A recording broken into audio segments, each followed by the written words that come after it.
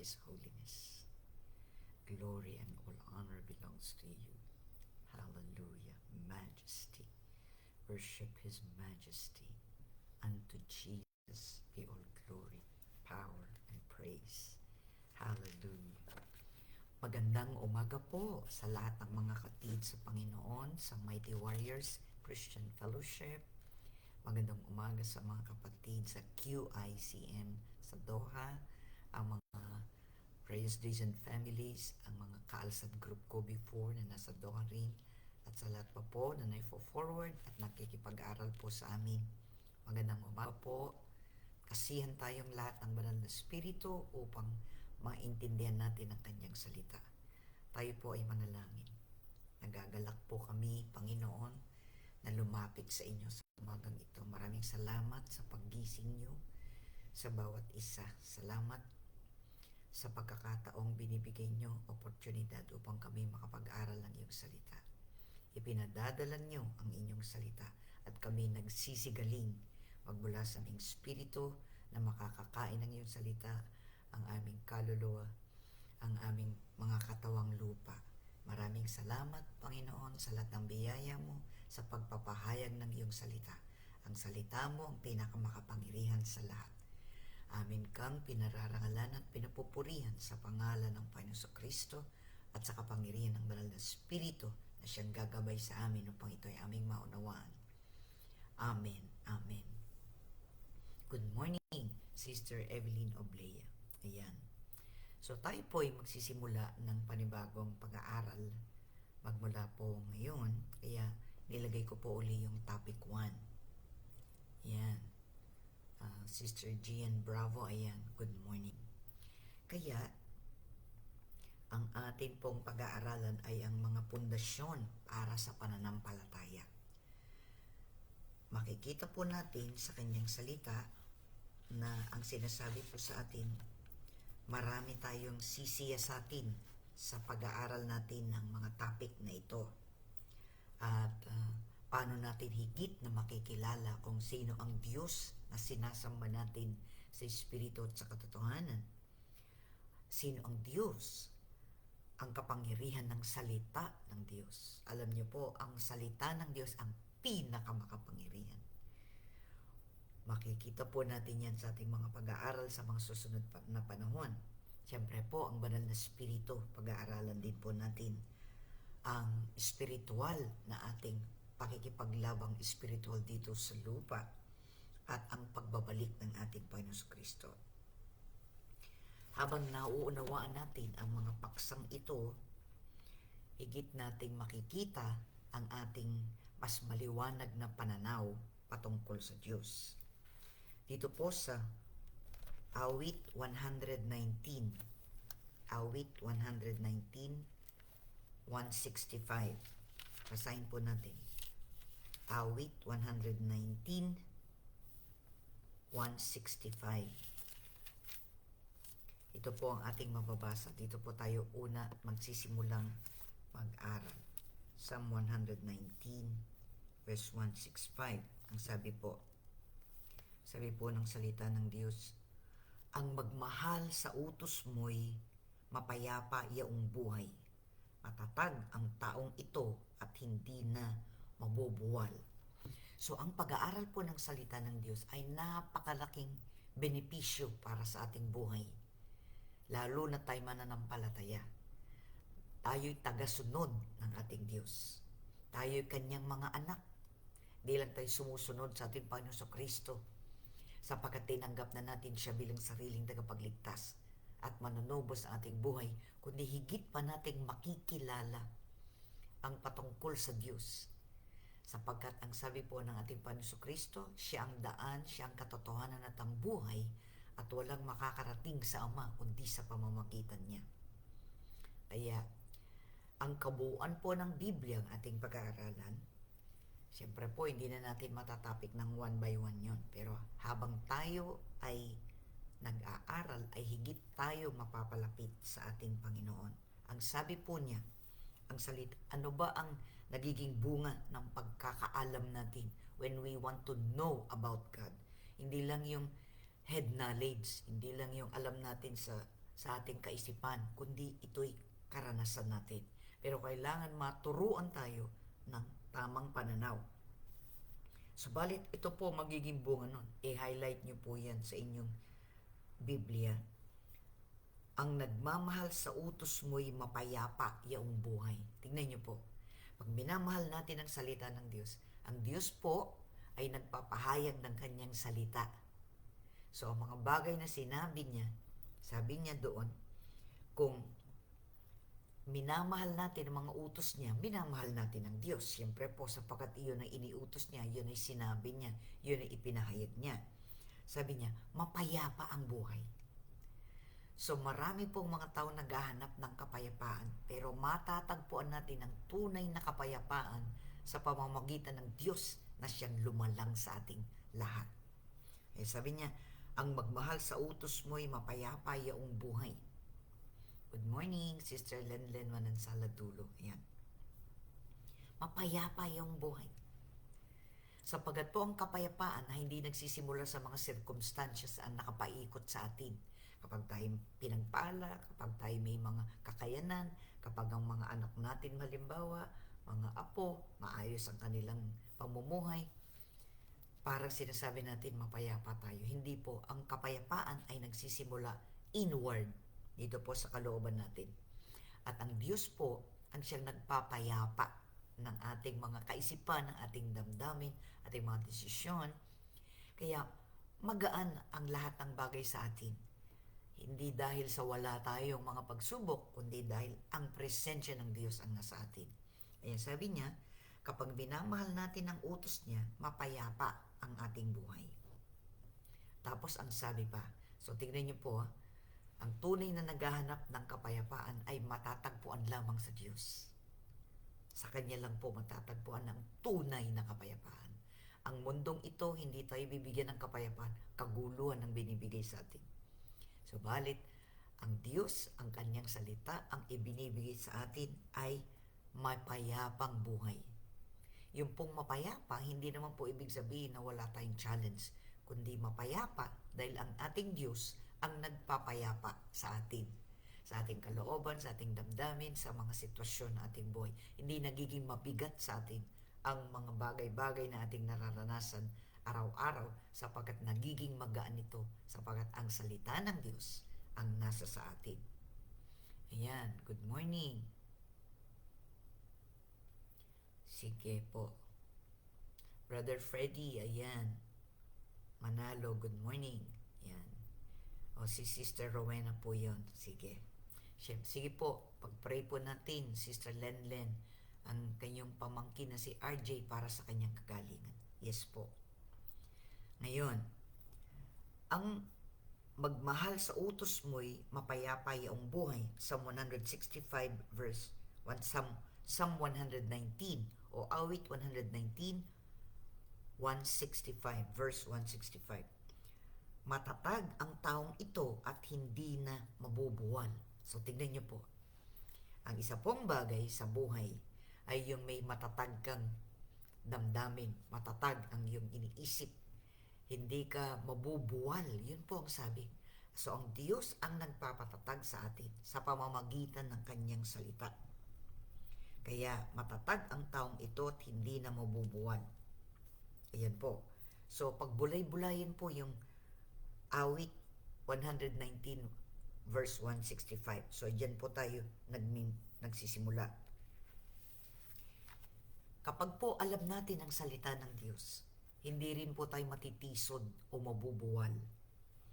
Makakaranas po tayo ng kapayapaan sa ating puso sa pamamagitan ng pag-aaral ng mabuti sa salita ng Diyos at isasaayos din niya ang buhay natin ayon sa kanyang katuruan.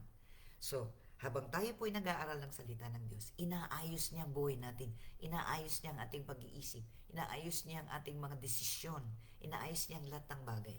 Kaya importante po na natututunan natin ang salita ng Diyos. Dito tayo magkakaroon ng kapayapaan sa ating puso, kasiyahan at kagalakan. At kahit po may mga pagsubok, mapagtatagumpayan po natin yon. Kaya basahin po natin ito, pagdili-dilihin natin, pagbulayan natin. At makikita po natin na magiging matatag ang ating pananampalataya at hindi tayo kayang ibuwal ng mga problema o mga tuksuman sa buhay. Kaya tatandaan po natin na kung hindi ipinapahayag ng Diyos sa atin kung sino siya, hindi po natin matututunan. Wala pong kakayanan ang tao na akyatin, mapuntahan ang Diyos. Ang Diyos mismo ang bumaba patungo sa atin. Para sa ganon, makilala natin siya. Siya ang nagpapakilala sa kanyang sarili.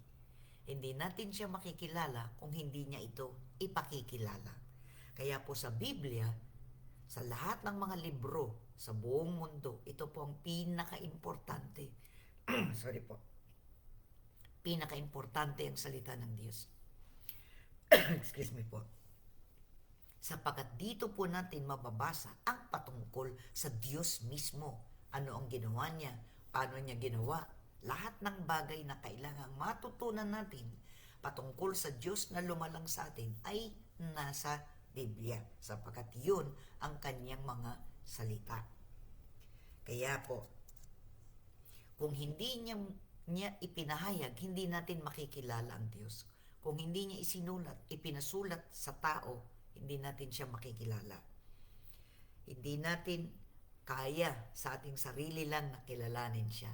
Siya ang nagpapakilala sa atin kung sino siya. Kaya, magmula sa unang pahina, from Genesis chapter 1 hanggang Book of Revelation,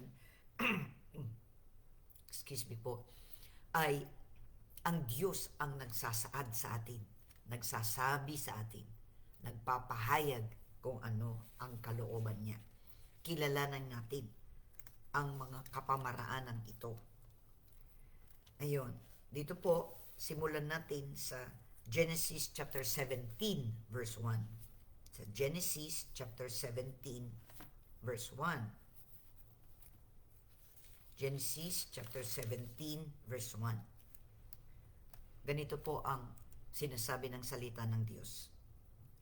Nang 99 na taon na si Abram, napakita sa kanya si Yahweh at sinabi, Ako ang makapangyarihang Diyos. Sumunod ka sa akin at ingatan mong walang dungis ang iyong sarili habang ikaw ay nabubuhay. So dito po sa talatang ito ay nakikipag-usap po ang Diyos kay Abraham. Dati po ang pangalan niya Abram. Binigyan siya ng mas mahaba. Ang ibig po kasing sabihin ng Abram ay tatay ng marami. Subalit, sinabi niya Abraham. So it means, hindi lamang konti, kundi kabuuan.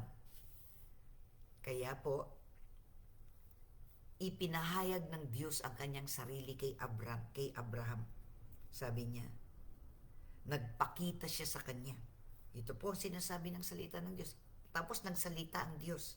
Ang sabi niya, ako ang makapangyarihang Diyos. Yan po. Ako ang makapangyarihang Diyos. Yun po ang sabi niya. Nakita ko po kanina sa ating mga comments na may pinagpipray po tayo. Si RJ. Alam niyo po, tatandaan po natin, yun ang ating aangkinin. Kapag tayo po'y nananalangin, banggitin natin kung ano ang kakayahan ng Diyos na magawa ang mga bagay na imposibleng gawin ng tao pero posible sa Diyos. Katulad po nito, ang sabi ng Diyos, ako ang makapangyarihang Diyos. So kapag tayo po'y mananalangin, humingi tayo ng kagalingan, halimbawa, ang sasabihin natin, Panginoon, Diyos na buhay, sinasabi ng iyong salita, ikaw ang makapangyarihang Diyos. Ikaw ang makapangyarihang Diyos. Sapagkat yun siya. Yun siya talaga. Siya ang makapangyarihan. Siya ang pinaka-makapangyarihan sa lahat. Kaya kaya niyang gawin. Kaya ang pananampalataya natin, idugtong natin doon sa sinabi niya sa atin, ako ang makapangyarihang Diyos. Banggitin natin uli yun. Ako ang sinasabi mo, Panginoon, ako ang makapangyarihang Diyos.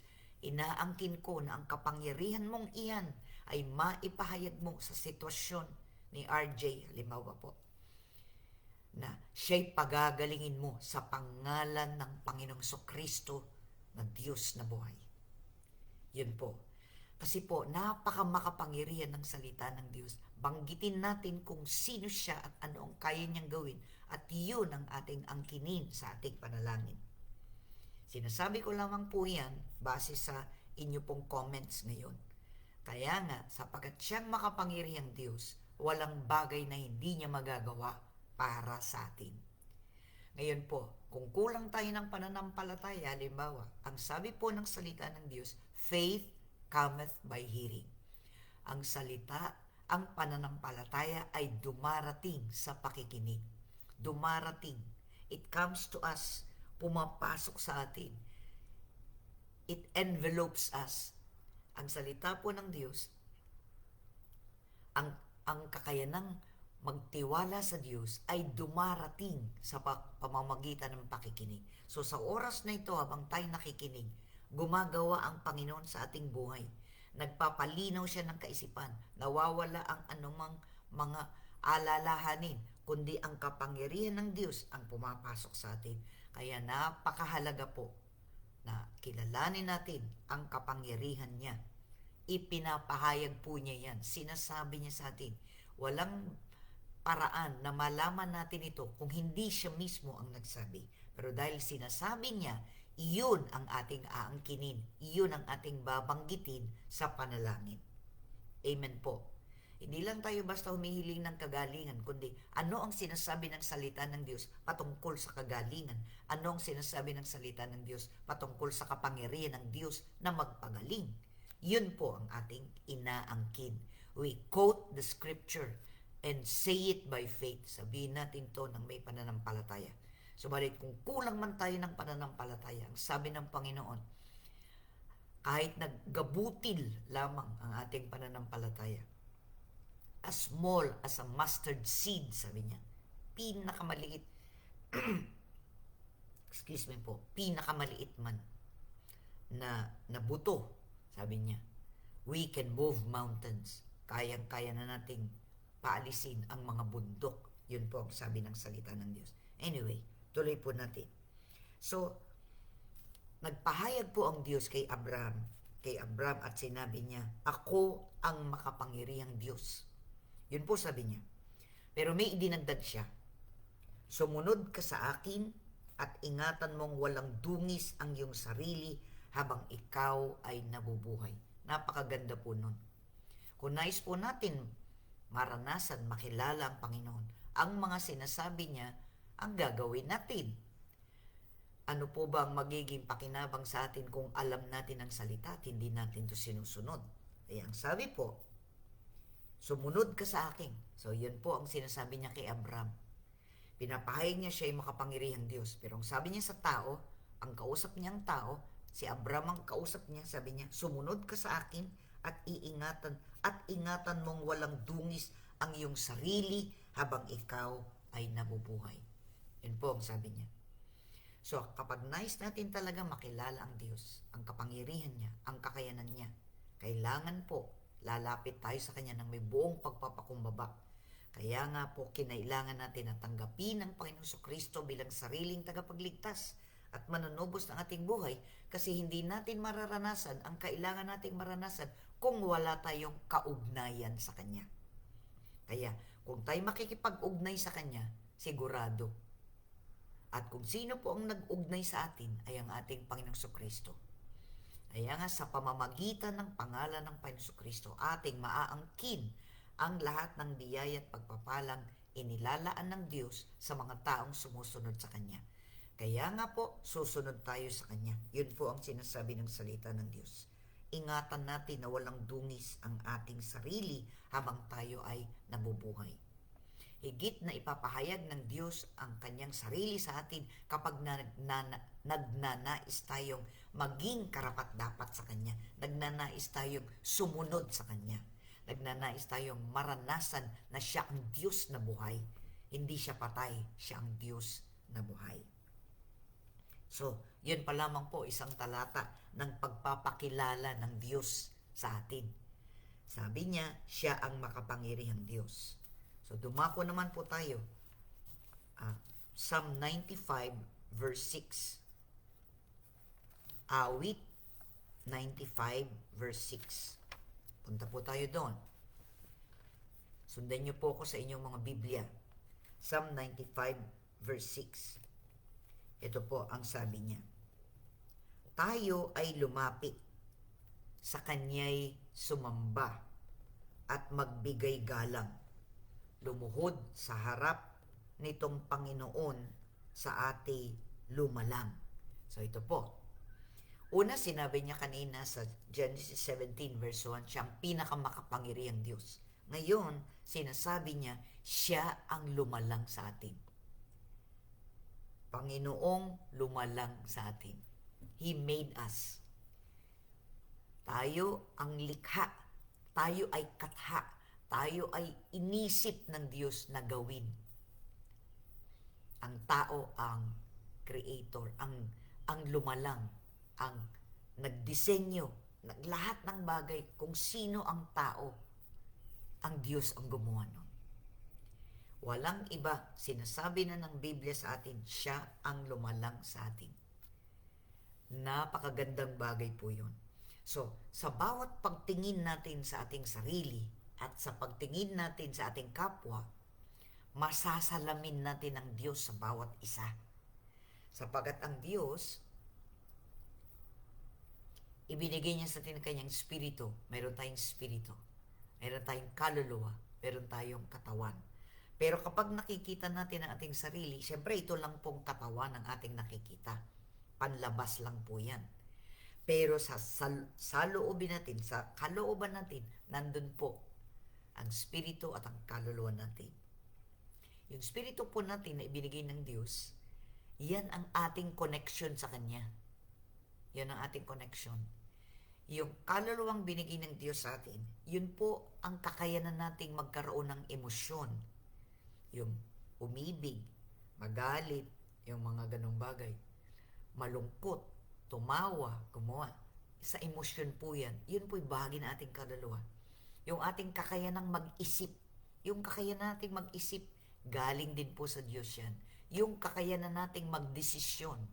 Yung kakayanan nating magdesisyon, yun din po yung ating kaluluwa. That is our soul.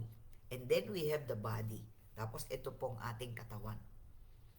Kaya nga, sinasabi ng Diyos sa atin, di po ba? Sa kanyang sinabing utos, sabi niya, huwag tayong papatay. Bakit niya sinasabi yon? Kasi kailangan po nating irespeto ang buhay na ibinigay ng Diyos sa ibang tao. Wala tayong kakayanang kunin ito. Kitlin. Alisin siya sa mundong ito, mamatay siya. Yung ganun. Wala tayong kakayanan na gawin yun. Sapagat lahat tayo ay image bearer. Ibig sabihin, dala-dala natin ang imahe ng Diyos sa ating buhay sapagkat tayo ang nilalang niya. He created us. Nilalang niya tayo. He knows us perfectly. Kilalang-kilala niya tayo. Sabi niya, bago pa niya nilalang ang mundo, nasa isip na niya tayo. Kung ano tayo ngayon, kung sino tayo ngayon, ang may akda, ang mag-isip, ang nagpahayag, ang nagpaganap ng kung sino tayo, ang Diyos po yan. Kaya nagpapakilala siya sa atin. Sabi niya, siya ang pinakamakapangyarihan. So siya lang may kakayanan magbigay ng buhay sa sino man. Kaya po, ngayon sa Psalm 95 verse 6, ang sabi niya, tayo ay lumapit, sa kanya'y sumamba at magbigay galang. Lumuhod sa harapan nitong Panginoon sa ati lumalang. Kung babasahin pa po natin yung talatang 7, Psalm 95 verse 7, siya ang ating Diyos. So, habang tayo po ay nagbabasa ng salita ng Diyos, nagsasalita po siya sa atin. He speaks to us. Kaya nga, pag binabasa po natin ang salita ng Diyos, para po natin siyang kaharap. Bagamat ang Biblia, yung physical na Biblia, ang ating kaharap, so, nagsasalita po siya sa atin direct. Kaya sabi niya, siya ang ating Diyos, tayo ay kalingan niyang mga hirang, mga tupa tayong inaalagaan. So, may tunay na nag-aalaga sa atin. Ang ating Diyos ang nag-aalaga sa atin. Kaya tatandaan po natin, kapag tayo sumusunod sa Kanya, hindi tayo maliligaw. Ang salita ng Diyos, sa kabuuan ng salita ng Diyos, from the first pages ng Genesis chapter 1 up to the last pages of Revelation, ito po ay nagpapahayag ang Diyos sa atin. Sinasabi niya kung sino siya. Sabi niya, siya ang Panginoong lumalang sa atin. At sabi niya, pinalalapit niya tayo. Come, sabi niya. Lagi po sinasabi ng Diyos sa atin, come unto me, all ye that labor and are heavy laden, and I will give you rest. Lagi pong nag-iimbita ang Diyos na lumapit tayo. Inilapit na niya ang kanyang sarili sa atin sa pamamagitan ng salita. Yung salita ay nagkatawang tao, ito nga po ang Panginoong Jesucristo.